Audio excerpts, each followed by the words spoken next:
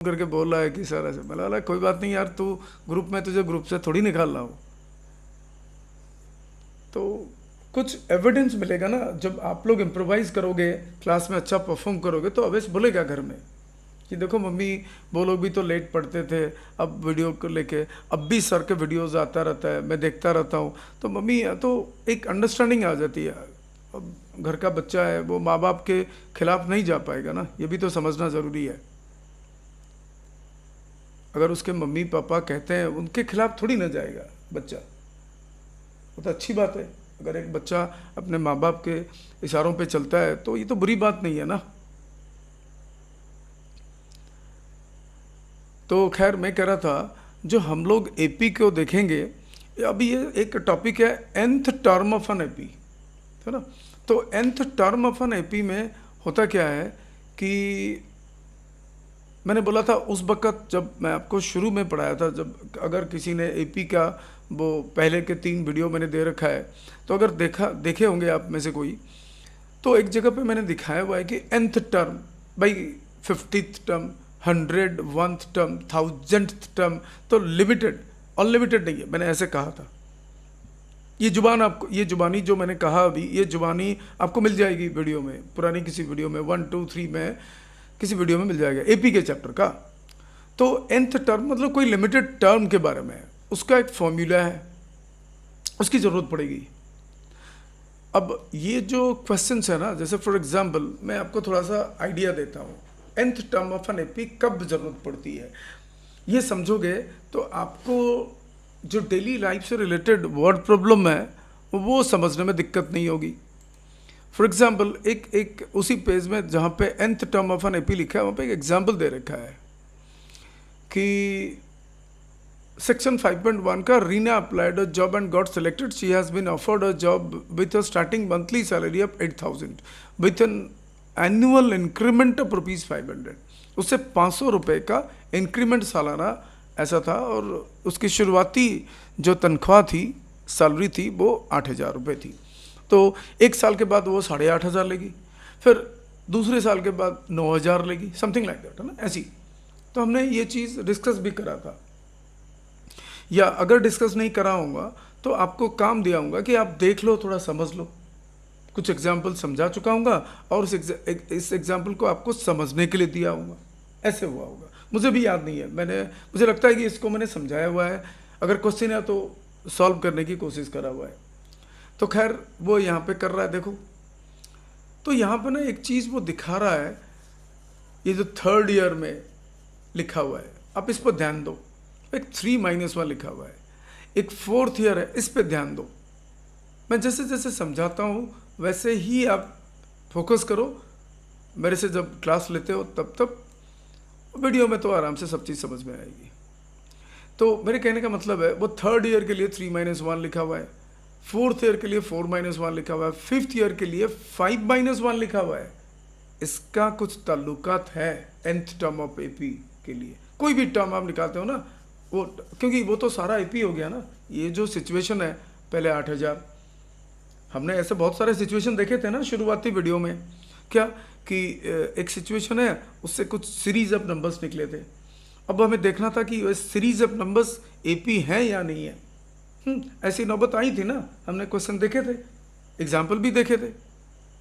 तो ये जो सिचुएशन था, उसमें जो नंबर की सीरीज आई वो कैसे थी, 8000, 8500, 9000, 9500, ऐसे 10,000, 10,500, ऐसे, है ना।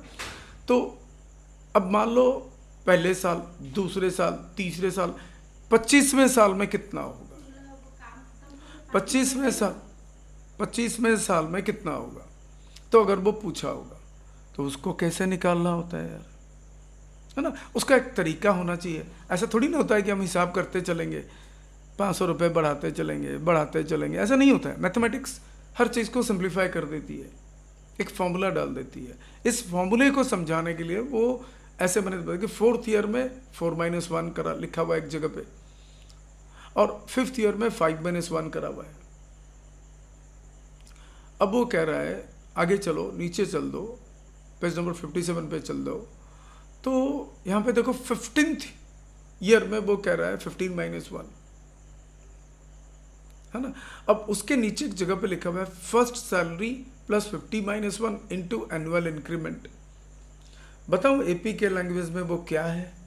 एनुअल इंक्रीमेंट जो है वो कॉमन डिफरेंस है, और फर्स्ट सैलरी जो है फर्स्ट टर्म है, और 15-1 जो है वो nth टर्म के लिए n-1 है। आ गई फॉर्मूला, a प्लस ब्रैकेट में n-1 इंटू स्मॉल d, फॉर्मूले आ गई nth टर्म का। देखो वो नीचे लिखेगा अभी, बाकी जो है वो तो आप समझने की जरूरत नहीं है। You can come 25th term के लिए 25-1 लिखा हुआ है ऐसे। देखो वो ऐसे लिखता गया, second term, third term, fourth term, last को देखो नीचे दिया हुआ है A N equals to A plus n-1 D. समझ में आया। तो ये चीज आप देख लो, मैंने आपको समझाया 15th टर्म के नीचे जो लाइन लिखा हुआ है first salary plus 15-1 into annual increment, या 25th ईयर के जो सैलरी है वो जैसे लिखा हुआ है फर्स्ट सैलरी प्लस ब्रैकेट में 25-1 इंटू एनुअल इंक्रीमेंट। इसी को मैंने एक फॉर्मूले में डाला, एनुअल इंक्रीमेंट के जगह पे कॉमन डिफरेंस डाल दो।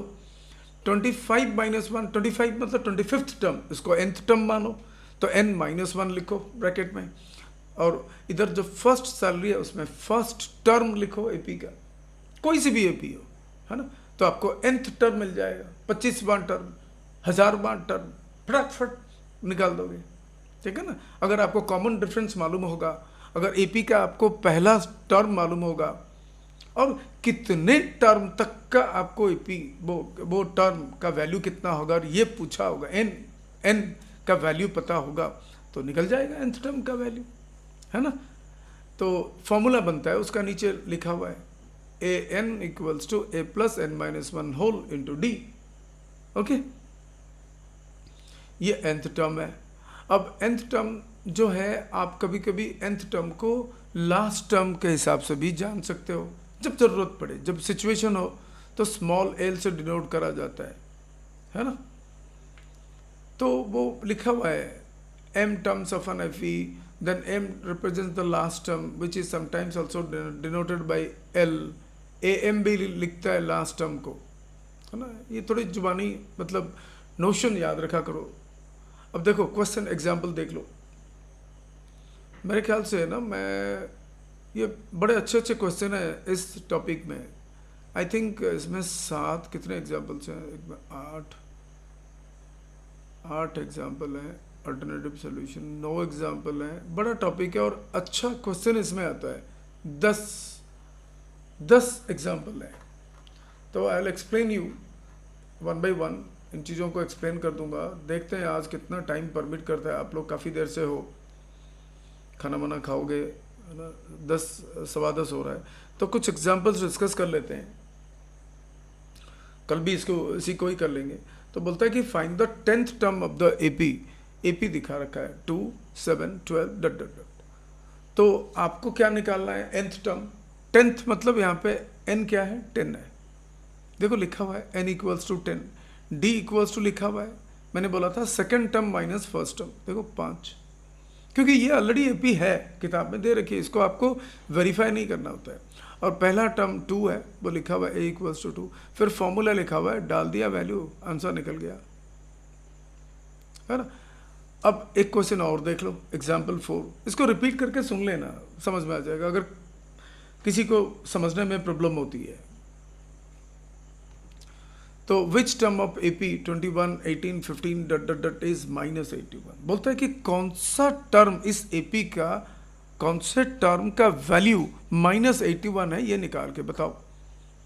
ऑल्सो ये भी कह रहा है कि इज एनी टर्म जीरो, कोई टर्म जीरो है क्या, इसके सही वजह बताओ, रीजंस दो। कोई बात नहीं, सॉल्व कर लेंगे। तो हमें पता है कि nth टर्म का फॉर्मूला क्या है, a plus n-1 whole into D है। अब उसका वैल्यू कितना है, -81 है। हमें n पता नहीं है, बट a तो पता है कितना, 21, d तो पता है 18 - 21, second term minus first term. बार बार इन चीज़ों को कहता हूँ, वीडियो में स्लाइडर को थोड़ा पीछे करके सुन लेना, सब समझ में आ जाएगा। 18 - 21 है ना, आपने कहा कितना आया, -3, तो कॉमन डिफरेंस आया -3। an की वैल्यू -81 है, तो इक्वेशन बना लो। देखो बन गया, पहले लिख दिया formula, A N equals to A plus N minus one whole into D. उसके बाद ए एन की जगह पे -81 लिख दिया, ए की जगह पे 21 डाल दिया, प्लस एन माइनस वन वैसे रहने दिया और डी में ब्रैकेट डाल के -3 डाल दिया। फिर इक्वेशन को सॉल्व करा, एन इक्वल्स टू 35 आ गया। तो 35th टर्म जो है उसका वैल्यू इस एपी में -81 है, यह आ गया। अब वो कह रहा है कि 0 है कि नहीं, तो अब ए एन को 0 के साथ इक्वेट कर लो और देखो एन का वैल्यू 8 आ गया। जब एन का वैल्यू 8th टर्म जो है उसका वैल्यू 0 है। डिट्टो जैसे ऊपर में आपने करा था ए एन इक्वल्स टू -81, यहाँ पे ए एन इक्वल्स टू 0 कर लो, बस वैल्यू डालो, पुटअप करो, एन की वैल्यू निकालो इक्वेशन में, है ना। अब वो एक एग्जाम्पल 5 डिस्कस कर रहा है। अब आप ये मत सोचो कि मैं बहुत जल्दी ले रहा हूँ, नहीं जल्दी नहीं ले रहा हूँ। इन बातों में कुछ ज़्यादा पेचीदे बात है ही नहीं जो मैं बेकार से खाली गप्पे मारूँ। जो है वो बोल देता हूँ, आप उसे स्लाइडर में थोड़ा पीछे करके सुन लेना तो समझ में आ जाएगी। अब बोलते हैं कि determine the AP whose 3rd term is 5 and the 7th term is 9। इस तरह के क्वेश्चन बोर्ड में आते रहते हैं, है ना। इसीलिए इस टॉपिक में उसने 10 एग्जाम्पल समझा रखा है, काफ़ी वेराइटीज़ डिस्कस करा हुआ है और एक्सरसाइज में भी बहुत सारे और भी वेराइटीज़ है। करेंगे वो क्वेश्चन करेंगे तब आपको पता चलेगा। तो मेरे कहने का मतलब है, अब देख लो, आप बोला कि 3rd term is 5 and 7th term is 9। उस एपी के सीरीज दिखाओ, उस एपी के दूसरे टर्म्स को दिखाओ। तो आप देखो A3 nth टर्म आपका, तो पहला A3 है। A3 का क्या मतलब है? A plus 3 - 1 D। मैंने बोला था 4th ईयर 4 - 1, 15th ईयर 15 - 1, ऐसे दिखाया था, बोला अब आया था ही। तो nth n - 1, तो 3rd टर्म 3 - 1, ये चक्कर है n - 1, क्योंकि n आपका 3 है और a plus 2d equal to 5 उसकी वैल्यू दे रखी है। फिर 7th टर्म, तो a7 equal to a plus 7 - 1d, उसके भी a plus 6d equal to 9। तो ये 2 इक्वेशन हो गए जिसमें 2 वेरिएबल हैं a और d, 1 और 2 लिख दिया। अब आप लीनियर इक्वेशन 2 वेरिएबल के जितने सारे मेथड मैंने डिस्कस करे हुए हैं, खाली ग्राफ को छोड़ के, ग्राफिकल मेथड को छोड़ के, सब्स्टिट्यूशन एलिमिनेशन मेथड यूज करके a की वैल्यू निकाल दो और d की वैल्यू निकाल दो। उसने लिखा नहीं है, खाली लिख दिया solving the pair of linear equation 1 and 2। ये तो आपको पता है। अगर कोई बच्चा लीनियर इक्वेशन 2 वेरिएबल नहीं करा है तो उस वीडियो को जरा देख ले, समझ ले। तो ये कैसे सॉल्व हुआ है, a plus 2d equal to 5 और a plus 6d equal to 9। कुछ तो याद होगा, लीनियर इक्वेशन 2 वेरिएबल का क्लास तो लिया है, आप लोगों ने लिया हुआ है। हाँ यार, देख लेते हैं वो वीडियो, थोड़ा पता चल जाएगा एलिमिनेशन मेथड कैसा था, सब्स्टिट्यूशन मेथड कैसा था, सर ने बताया था, थोड़ा देख लेंगे। ये इतना डिफिकल्ट इक्वेशन भी नहीं है, बहुत आसान इक्वेशन है सॉल्व करना। तो कर लो, फिर a की वैल्यू निकाल दो, d की वैल्यू निकाल दो। जब a की वैल्यू निकल गया, d की वैल्यू निकल गया, तो AP दिखाना मुश्किल नहीं है। पहला टर्म 3 है, उसके एक d है 1, तो 3 के साथ 1 प्लस कर लो, सेकेंड टर्म आ गया। सेकेंड टर्म कितना है? 4 है, 4 के साथ 1 प्लस कर लो, 3rd टर्म आ गया। ये मैंने पहले वीडियो में भी कह रखा था, हो गई।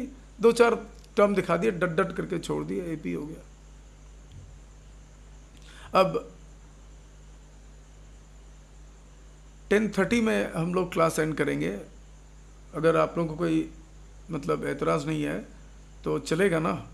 श्रुति 10:30 में खाना वाना खाएगी। बाकी जुनेद और सदब जरा अनम्यूट करके बोलो, 10:30 तक चला लेना, फटाफट बोलो, मैं कुछ और एग्जाम्पल डिस्कस कर लूँगा। चलेगा, चलो। तो check example 6, check whether 301 is a term of the list of numbers, टिंग टिंग टिंग टिंग।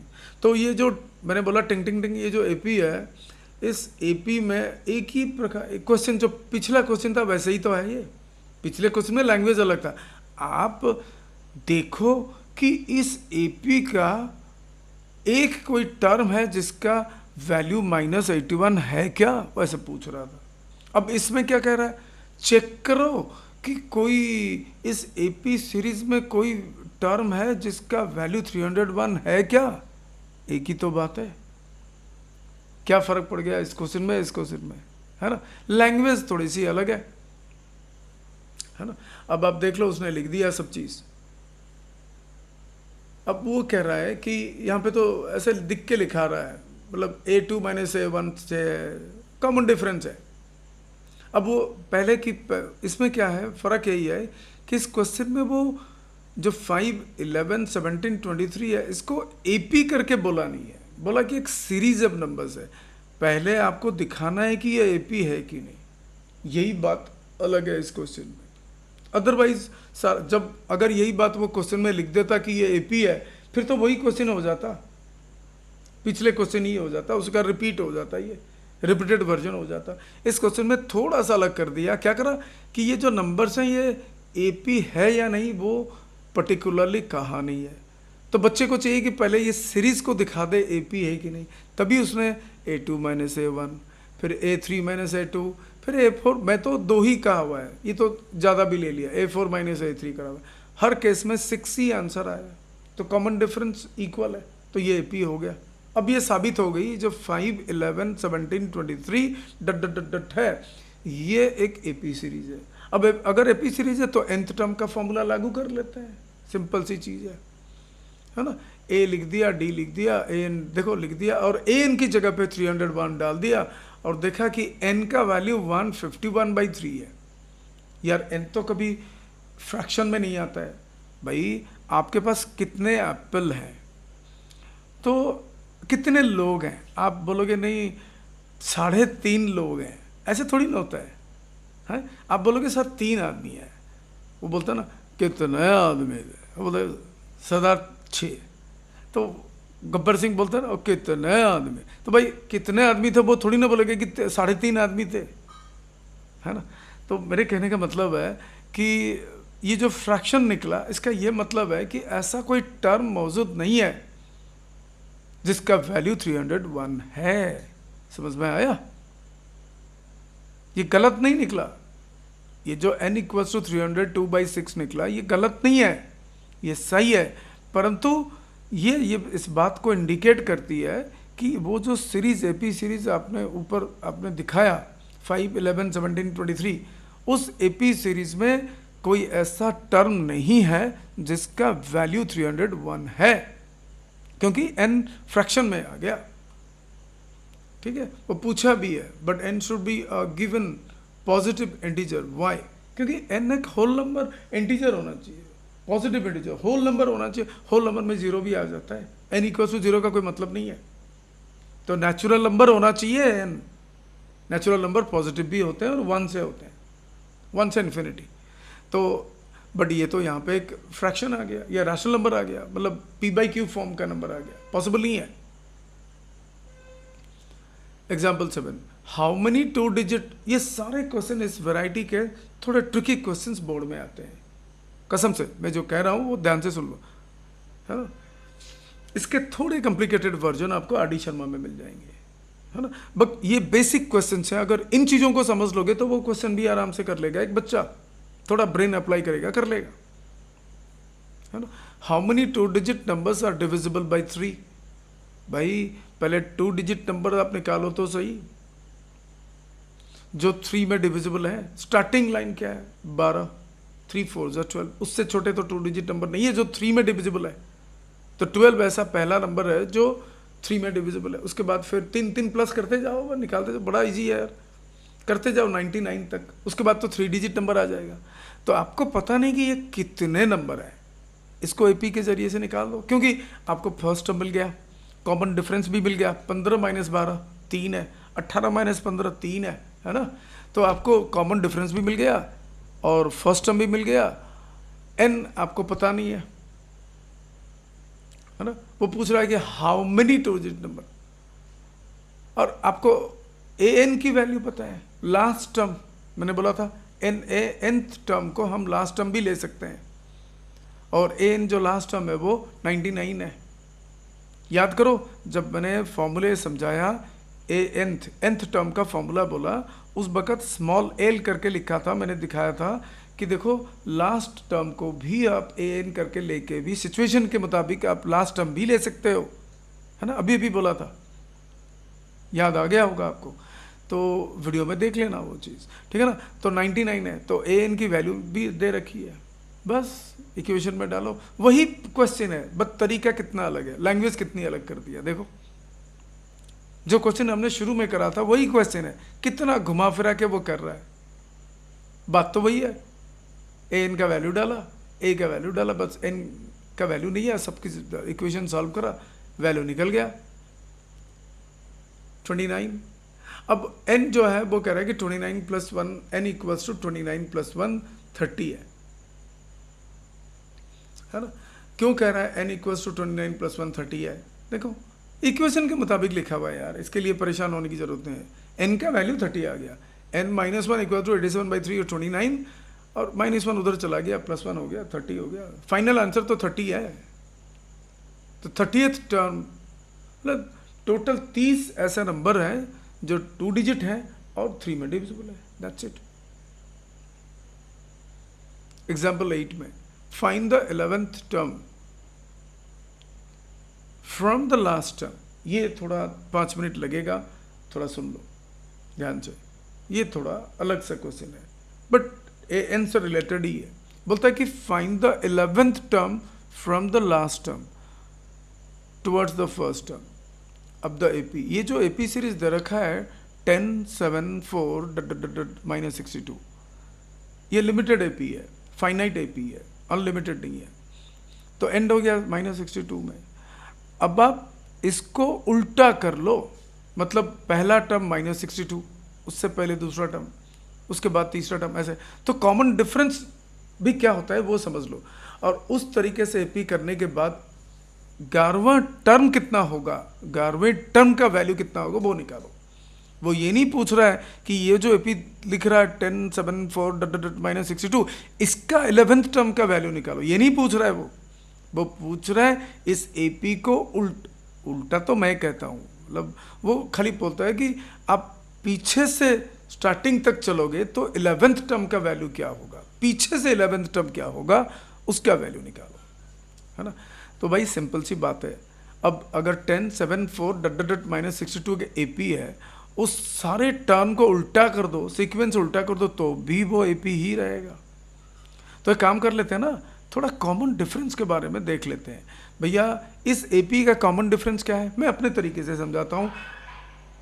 एनसीईआरटी का ही तरीका है, कोई एक्स्ट्रा कोई अपने मार्किंग सिम का ही तरीका है, it's not a different one.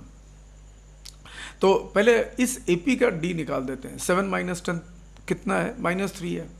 तो जब उल्टा चलोगे ना +3 हो जाता है, साइन उल्टा हो जाता है। अगर +3 होता तो -3 हो जाता, जब उल्टा चलोगे, जब एपी सीरीज को पूरा उल्टा कर लोगे, है ना। तो -60 अब कितना आया, 7 - 10 -3 है। तो अगर उल्टा करेंगे कॉमन डिफरेंस +3 हो जाएगा। तो अगर हम स्टार्टिंग में लिखते हैं -62, थोड़ा पेन की मदद लूं या आप लोग सुन लोगे?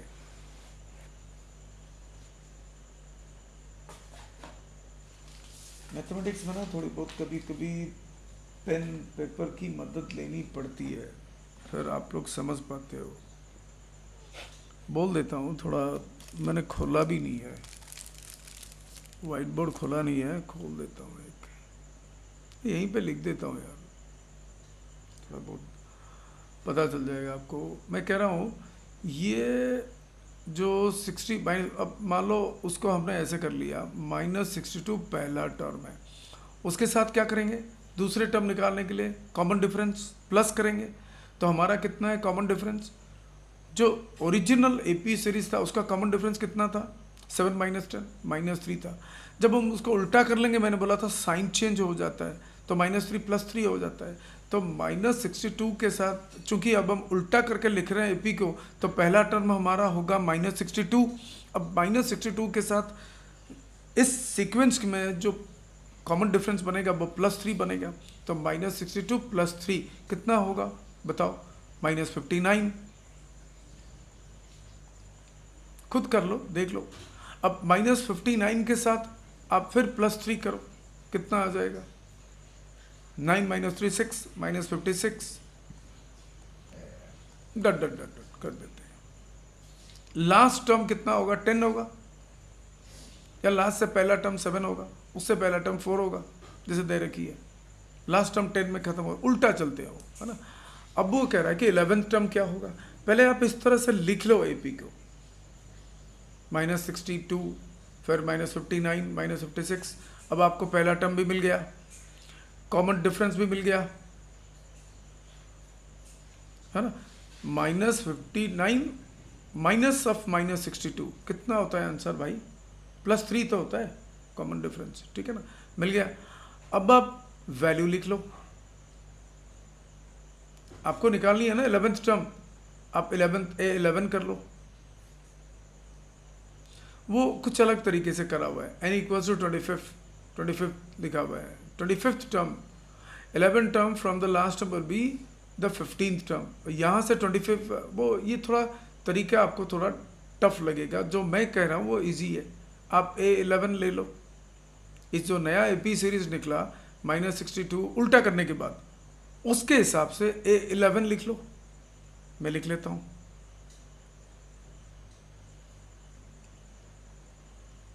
तो क्या होगा भाई formula? A + 11 - 1 whole into D। तो आपका A क्या है बताओ? -62 है, प्लस 11 - 1 तो 10 ही है। D कितना है? 3 है। कितना आया? -62 + 30 भाई कितना आया? 2 - 0 2 है, 6 - 3 3 है, 32। अब आंसर बड़ा है ना।